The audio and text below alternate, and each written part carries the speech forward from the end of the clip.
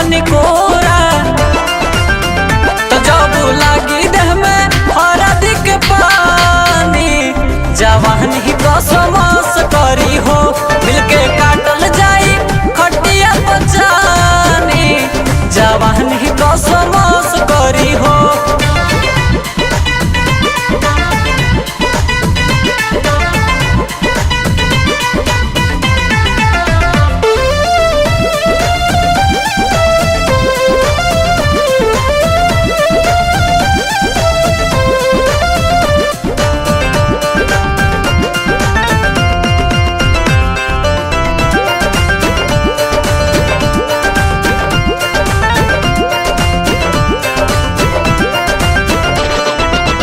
अभी खाली मिला जुला बोला बतिया, दे दो एगो किस आगे बात न बढ़ावा।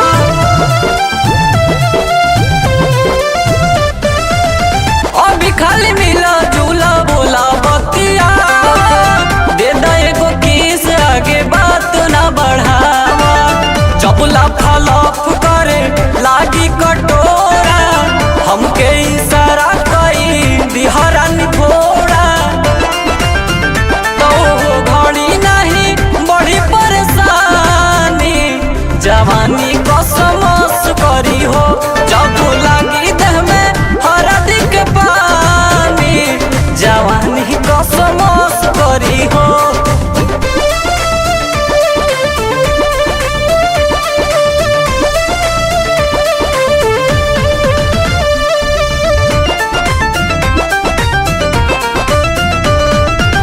कहे अगुता तो बाड़ू लिहा सभे माजा, बहिया में कस